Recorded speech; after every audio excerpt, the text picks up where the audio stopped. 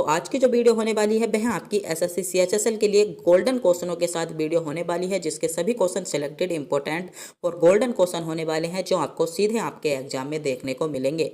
मेरे प्यारे साथियों, अगर आप भी इस पूरी वीडियो को कवर कर लेते हो तो लगभग आपके 25 में से 20 क्वेश्चन आपके जीके जीएस के करेक्ट हो जाएंगे। तो इस वीडियो को ध्यान से और पूरा जरूर देखिएगा, क्योंकि हमने प्रत्येक क्वेश्चन इसमें सेलेक्टेड रखने की कोशिश की है जो आपको सीधे आपके एग्जाम में देखने को मिले।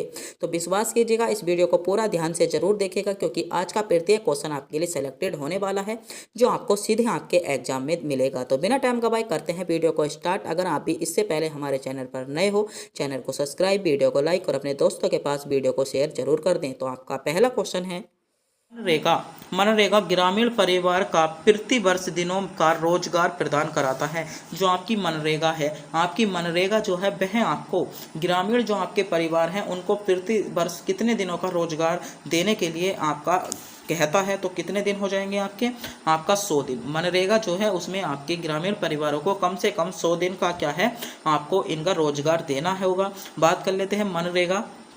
तो मनरेगा के जो आपका गठन किया गया था वह आपका किया गया था आपका 2005 में मनरेगा के लिए एक अधिनियम पारित हो गया था, और इसको 2000 आपका 9 में इसका क्या नाम दे दिया था, नरेगा का नाम इसको दे दिया था। तो आपको पता होना चाहिए। बात कर लेते हैं मनरेगा या नरेगा कौन से आर्टिकल से संबंधित है, तो यह भी आपसे क्वेश्चन पूछ लिया जाता है। तो कौन से आर्टिकल में, आर्टिकल 40 में आपको इसका जिक्र मिल जाता है। अगला क्वेश्चन है, निम्नलिखित में से किस प्रकार के दर्पण आपके प्रकाश के पार्श्व परिवर्तन होता है। तो किस प्रकार के दर्पण से होता है, तो समतल दर्पण के द्वारा आपके पार्श्व परिवर्तन होता है। यानी इसमें जो करेक्ट जवाब होगा डी विकल्प के साथ आपका सही जवाब होगा।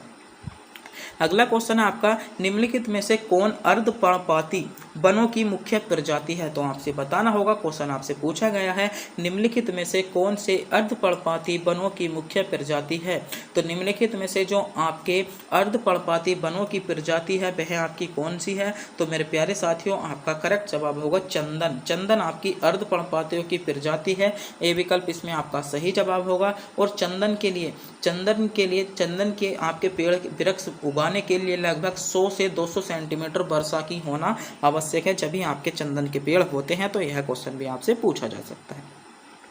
अगला क्वेश्चन है, निम्नलिखित में से किस मौलिक कर्तव्यों के प्रावधान में यह निर्धारित किया गया है कि सभी भारतीयों को भारतीय राष्ट्रीय ध्वज और भारतीय राष्ट्रीय गान के प्रति सम्मान दिखाना चाहिए। आपके ऑप्शन है अनुच्छेद 51 के ए के बी में, अनुच्छेद 51 के ए के डी में, अनुच्छेद 51 के ए के ए में, या अनुच्छेद 51 के ए के सी में। तो क्वेश्चन आपसे पूछा गया है भारतीय ध्वज और राष्ट्रीय गान, भारतीय ध्वज और भारतीय राष्ट्रीय गान के प्रति सम्मान दिखाना चाहिए। यह आपका कौन से अनुच्छेद में कहा गया है। तो सही जवाब होगा अनुच्छेद 51 के ए में। अनुच्छेद 51 के ए के भी ए में क्या कहा गया है, आपका कहा गया है, यानी सी विकल्प के साथ इसमें आपका करेक्ट जवाब होगा।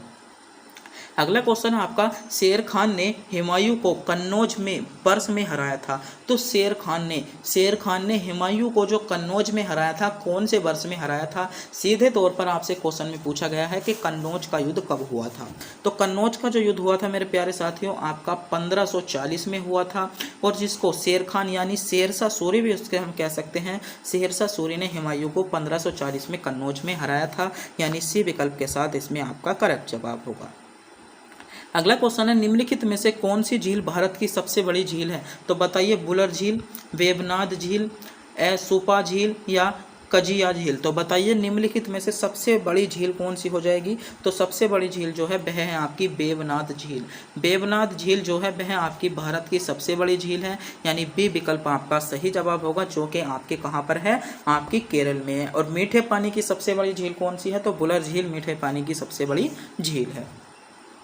अगला क्वेश्चन है आपका, मिशन इंद्रधनुष भारत सरकार की एक पहल के साथ जुड़ा हुआ है। तो मिशन जो इंद्रधनुष है वह भारत सरकार का ऐसी इनमें कौन सी पहल है जिसके साथ जुड़ा हुआ है। तो मेरे प्यारे साथियों, इंद्रधनुष जो जुड़ा हुआ है वह आपका टीकाकरण के द्वारा जुड़ा हुआ है। मिशन जो टीका इंद्रधनुष है वह भारत की पहल यानी टीकाकरण के साथ जुड़ा हुआ है, जिसकी जो टीकाकरण के जो चलाया गया था वह आपका चलाया गया था 25 दिसंबर से। टीकाकरण आपका 25 दिसंबर 2014 से आपका चलाया गया था। यह आपका किससे जुड़ा हुआ है। तो मिशन इंद्रधनुष जो है आपका टीकाकरण से जुड़ा हुआ है।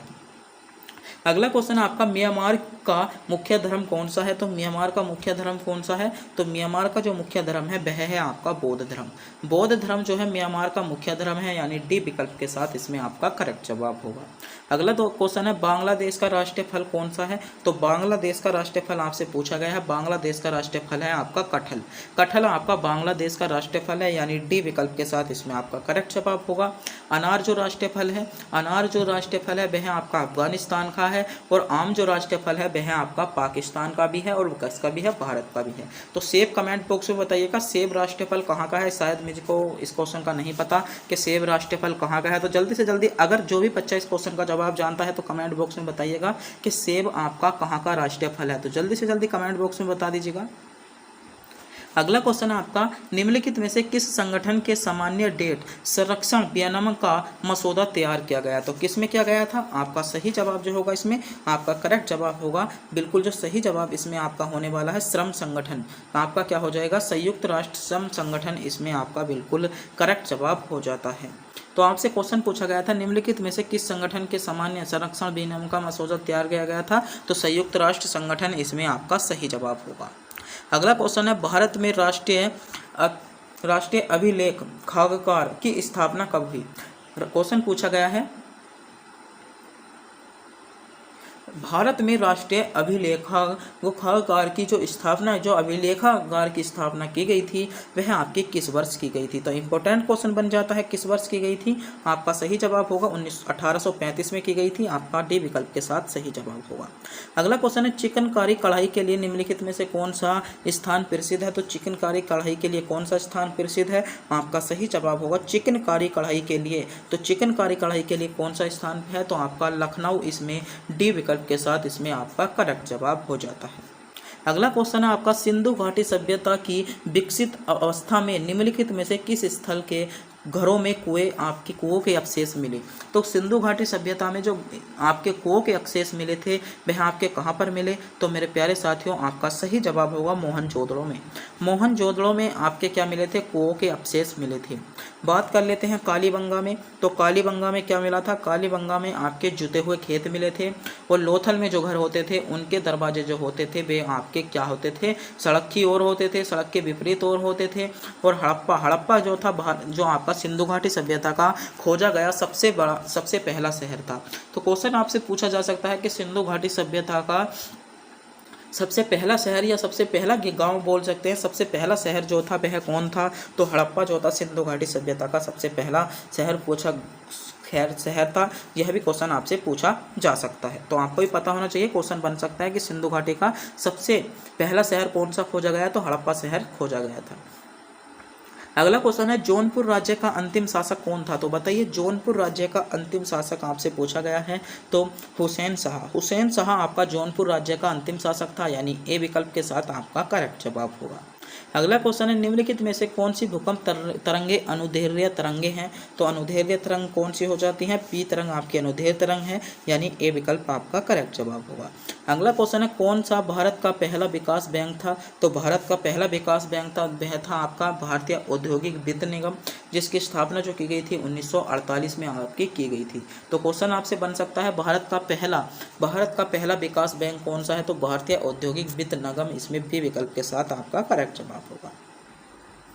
अगला क्वेश्चन आपका मुख्यतः किसके कहने पर महात्मा गांधी किसानों की समस्याओं को सुझाने के लिए चंपारण गए थे। तो यह क्वेश्चन आपका एग्जाम की दृष्टि से बहुत इंपॉर्टेंट क्वेश्चन बन जाता है, और 100% यह आपको किसी न किसी शिफ्ट में क्वेश्चन मिलने वाला है। क्वेश्चन आपका मुख्यतः किसके कहने पर जो है महात्मा गांधी किसानों की समस्याओं के लिए चंपारण गए थे। तो चंपारण आपके किसके लिए गए थे। तो आपका सही जवाब होगा जो आपके कहने पर जो गांधी जी चंपारण गए थे वह आपके राजकुमार शुक्ल के कहने पर क्या गए थे, आपके चंपारण गए थे। सी विकल्प के साथ इसमें आपका करेक्ट जवाब होगा।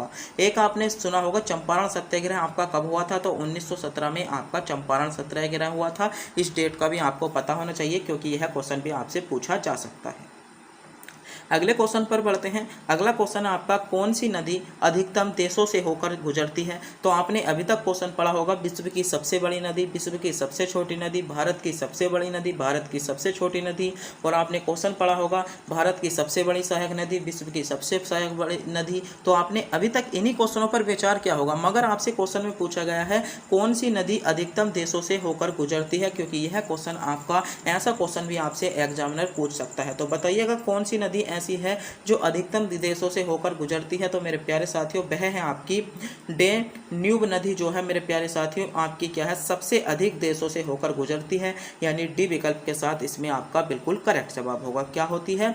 यह आपकी जो है यूरोप की सबसे दूसरे नंबर की नदी है, यूरोप में सबसे बड़ी, दूसरी सबसे बड़ी नदी है और सबसे अधिक देशों से होकर गुजरती है। बात करते हैं इसके निर्माण की, तो इसका निर्माण जो होता है फॉरेस्ट पर्वत से क्या होता है, इसका निर्माण होता है। क्वेश्चन आपसे पूछा गया था सबसे अधिक देशों से होकर जाने वाली नदी, तो डेन्यूब जो नदी है सबसे अधिक देशों से होकर जाती है, यानी डी विकल्प के साथ इसमें आपका करेक्ट जवाब हो जाएगा। अगला क्वेश्चन देखते हैं। अगला क्वेश्चन आपका, निम्नलिखित में से एक वायुमंडल की ओजोन परत की मोटाई मापने वाली इकाई है? तो बताइएगा इनमें से ओजोन परत की जो मोटाई नापती है वह आपका क्या नापता है? विकल्प आपके सामने है, सोचिएगा समझिएगा, क्वेश्चन बहुत इंपॉर्टेंट होने वाला है। ओजोन परत, तो ओजोन परत से संबंधित तो आपसे बहुत क्वेश्चन पूछे जाते हैं, जैसे ओजोन परत आपके कौन से मंडल में है? तो ओजोन परत मेरे प्यारे साथियों आपके समताप मंडल में है। कौन से मंडल में है? आपका समताप मंडल में कौन सी है? ओजोन परत है। और इसमें गैसें क्या होती हैं? तो इसमें आपकी C6H6 क्या होती है, इसमें गैस होती है ओजोन परत में। तो क्वेश्चन आपसे पूछा गया है जो ओजोन परत की मोटाई है, जो आपकी ओजोन परत है, इसकी जो मोटाई है, ये बीच की मोटाई, यह आपके किसके द्वारा मापी जाती है? तो किसके द्वारा मापी जाती है? तो डॉप्सन के द्वारा क्या नापी जाती है? ओजोन परत की मोटाई नापी जाती है। बी विकल्प के साथ इसमें आपका करेक्ट जवाब हो जाएगा। बात कर लेते हैं तो आपका नॉट के द्वारा क्या नापी जाती है? तो मेरे प्यारे साथियों, नॉट के द्वारा जो नापी जाती है वह आपकी जो नाव होती हैं, जो समुद्री जहाज बोल सकते हैं, उनकी क्या है, उनकी जो आपकी गति होती है जहाज़ों की, वह आपकी नॉट के द्वारा नापी जाती हैं। बात करते हैं पॉइंट्स द्वारा क्या नापा जाता है? तो पॉइंट्स द्वारा जो नापा जाता है तो इसकी क्या नापी जाती है? श्यानता आपकी नापी जाती है। और मैक्सवेल के द्वारा जो नापी जाती है वह आपका बल, इसमें आपका चुंबकीय, जो आपका चुंबकीय गुरुत्व त्वरण हो जाएगा, इसके द्वारा मापा जाता है। अगले क्वेश्चन पर बढ़ते हैं। अगला क्वेश्चन है आपका, निम्नलिखित में से कौन सी तृतीयक आर्थिक गतिविधि है? तो तृतीयक आर्थिक गतिविधि आपसे पूछी गई है कि इनमें से बुनाई करना, आपका शिकार करना, व्यापार करना या खेती करना। तो तृतीय आर्थिक गति आपसे पूछा गया है। तो मेरे प्यारे साथियों, जो तृतीयक आर्थिक गति है वह है आपका व्यापार करना। क्या है? व्यापार करना आपका तृतीयक आर्थिक गति है, यानी सी विकल्प के साथ इसमें आपका सही जवाब हो जाएगा। अगला क्वेश्चन है आपका, लक्षद्वीप टापू का प्रसिद्ध नृत्य कौन सा है? तो इंपॉर्टेंट और सेलेक्टेड क्वेश्चन होने वाला है। अभी तक आपसे जो एग्जामिनर पूछता था वह आपका राज्यों के लोक नृत्य पूछता था, जैसे केरल का लोक नृत्य पूछ लेता था, कभी कभी तमिलनाडु का पूछ लेता था, जम्मू कश्मीर का पूछ लेता था। मगर आपसे अब जो एग्जामिनर पूछ रहा है वह पूछ रहा है लक्षद्वीप, यानी जो आपके केंद्र शासित प्रदेश हैं, आपके सभी केंद्र शासित प्रदेशों के आपके लोक नृत्य याद होने चाहिए, क्योंकि अब जो एग्जामिनर पहुंच चुका है लोक नृत्यों पर पहुंच चुका है। लोक नृत्य जो पूछे जा रहे हैं वे आपके यूटी यानी केंद्र शासित प्रदेशों के पूछे जा रहे हैं। क्वेश्चन है आपका, लक्षद्वीप का जो प्रसिद्ध लोक नृत्य है तो कौन सा है? तो कौन सा हो जाएगा आपका कोलकली जो है वो कोलकली जो नृत्य है वह आपका कहाँ का है? कोलकली नृत्य आपका कहाँ का है? लक्षद्वीप का है। और आपकी जो लक्षद्वीप की शैली है, जो आपकी लक्षद्वीप की नृत्य शैली है वह है आपकी लावा शैली। कथक कहाँ का है? तो कथक आपका उत्तर प्रदेश का हो जाएगा। और कुचिपुड़ी कहाँ का नृत्य है? जल्दी से जल्दी बताइएगा, कुचिपुड़ी कहाँ का है? तो कुचिपुड़ी आपका आंध्र प्रदेश का हो जाता है। अगला क्वेश्चन आपका, एक दिवसीय क्रिकेट में एक गेंदबाज अधिकतम कितने ओवर फेंक सकता है? तो यह क्वेश्चन आपके लिए इंपॉर्टेंट होने वाला है और सेलेक्टेड होने वाला है। जो आपके एक दिवसीय क्रिकेट होते हैं, जो आपके एक दिवसीय क्रिकेट है, उसमें जो अधिकतम गेंदबाज ऐसा है जो कितने रनों को या कितने ओवरों को फेंक सकता है? तो आपका सही जवाब होगा, एक दिवसीय क्रिकेट में अधिकतम जो फेंके जाते हैं वे आपके 10 ओवर एक खिलाड़ी फेंक सकता है। और आपने एक सुना होगा T20, तो T20 में मेरे प्यारे साथियों 4 चार ओवरों को एक खिलाड़ी फेंक सकता है। तो क्वेश्चन आपसे पूछा गया था एक दिवसीय क्रिकेट टूर्नामेंट में गेंदबाज जो है कितने आपके ओवर फेंक सकता है, तो 10 ओवर सी विकल्प के साथ इसमें आपका करेक्ट जवाब होगा। अगला क्वेश्चन आपका बज्जी महाजनपद की राजधानी है, तो बज्जी महाजनपद की राजधानी इनमें से कौन सी है, यह क्वेश्चन आपसे पूछा गया है। यह क्वेश्चन आपके लिए बहुत ही ज़्यादा इंपॉर्टेंट होने वाला है। जैसा आपको पता होना चाहिए कि आपके महाजनपदों की जो संख्या थी वह कितनी होनी थी, आपकी 16 थी।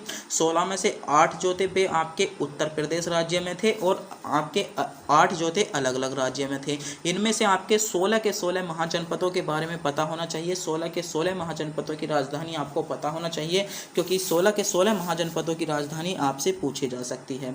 तो क्वेश्चन आपसे पूछा गया था बज्जी महाजनपद की राजधानी क्या है, तो बज्जी महाजनपद की जो राजधानी थी मेरे सारे साथियों, वैशाली आपकी बज्जी महाजनपद की राजधानी थी।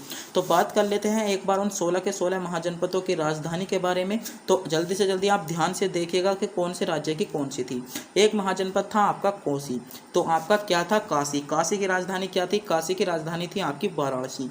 एक जनपद था आपका कौशल, कौशल की राजधानी थी श्रावस्ती। तीसरा महाजनपद था आपका अंग, अंग की राजधानी थी चंपा। चौथा महाजनपद था आपका मगध, मगध की राजधानी थी राजगृह। पांचवा था आपका क्या था कुरु, कुरु की राजधानी थी इंद्रप्रस्थ। सातवां था आपका कंबोज, कंबोज की राजधानी थी रायपुर। आठवां था आपका असमक, असमक की राजधानी थी पोटना। नवा था आपका क्या था अवंती, अवंती की राजधानी थी महासमती। और आपका अगला जो था आपका गंधार, गंधार की राजधानी थी तक्षशिला। अगला है आपका सूरसेन, सूरसेन की राजधानी थी मथुरा। और अगला था आपका मत्स्य, मत्स्य की राजधानी थी क्या थी विराटनगर। अगला है आपका पांचाल, पांचाल की राजधानी क्या थी अहिच्छित। और इससे अगला महाजनपद है आपका आ जाता है चेद, तो चेद की राजधानी क्या थी आपकी सूक्तिमती। अगला है आपका बत्स, बत्स की राजधानी क्या थी कौशाम्बी। और आपका एक था पांचाल, पांचाल की राजधानी क्या थी अहिच्छेद। तो ये 16 के 16 महाजनपद थे जिनकी राजधानी हमने बता दी है आपको। आपके पास अगर नोट्स है तो इनकी महाजनपद की राजधानी को आप पढ़िएगा। और अभी आपके पास नोट्स नहीं है, आपको इन महाजनपद की राजधानी नहीं है, तो इसकी जो पूरी PDF है आपको हमारे टेलीग्राम चैनल पर मिल जाएगी। टेलीग्राम चैनल का नाम है हमारा स्टडी अड्डा RK। इसी आपके यूट्यूब चैनल के नाम से ही टेलीग्राम चैनल का नाम है। वहां से जाकर आप क्या कर सकते हो, हमारे टेलीग्राम चैनल को ज्वाइन कर लेगा, जिस पर हम अधिक आपके लिए इंपॉर्टेंट जैसे आपके नृत्य होते हैं, आपकी शैलियाँ होती हैं, आपसे बहुत इंपॉर्टेंट कंटेंट हम जो डालते हैं अपने टेलीग्राम चैनल पर PDF के माध्यम से डालते हैं, उसको ज्वाइन जरूर कर ले। और वहाँ पर ही आपको इन सभी महाजनपदों की राजधानी आपको देखने को मिल जाएगी। तो एक बार जाइएगा हमारे टेलीग्राम चैनल को ज्वाइन कर लीजिएगा, जिसका लिंक आपको वीडियो के डिस्क्रिप्शन में भी मिल जाएगा। वहाँ से जाकर भी आप क्या कर सकते हो, टेलीग्राम चैनल को ज्वाइन कर सकते हो। और आपने अभी तक हमारे चैनल को सब्सक्राइब नहीं किया है, चैनल को सब्सक्राइब, वीडियो को लाइक और अपने दोस्तों के पास वीडियो को शेयर जरूर कर दें। अगला क्वेश्चन है आपका निम्नलिखित में से किसकी स्थापना वर्ष 1875 में मुंबई में हुई थी। तो आपसे पूछा गया है अलीगढ़ आंदोलन की, सत्यशोधक समाज की, आर्य समाज की या ब्रह्म समाज की। तो बताइएगा निम्नलिखित में से जो किसकी स्थापना आपकी ऐसी थी जो आपकी 1875 में की गई थी। तो किसकी स्थापना की गई थी, आपका सही जवाब होगा मेरे प्यारे साथियों, इसमें आपका सही जवाब होगा आर्य समाज की। आर्य समाज की जो स्थापना थी वह आपकी 1875 में की गई थी। सी विकल्प के साथ इसमें आपका करेक्ट जवाब होगा। बात कर लेते हैं आर्य समाज की स्थापना की किसने थी। तो स्वामी विवेकानंद ने आपकी आर्य समाज की स्थापना की थी। और इसको जो है 1877 में क्या था, इसका मुख्यालय क्या बना दिया था, लाहौर इसका मुख्यालय बना दिया था। लाहौर जो था वह आपका आर्य समाज का क्या बना दिया था, मुख्यालय बना दिया था। जिसकी स्थापना किसने की थी, तो स्वामी विवेकानंद आपकी की थी। बात कर लेते हैं आर्य समाज का एक प्रसिद्ध नारा था जो आपसे बहुत ज़्यादा पूछा जाता है, तो वेदों की ओर लौटो, वेदों की ओर लौटो इनका एक आपका क्या था, आर्य समाज का एक प्रसिद्ध नारा था जो आपसे बहुत ज़्यादा क्वेश्चन पूछा जा सकता है। वेदों की ओर लौटो किसका नारा था, तो आर्य समाज का था, आपको पता होना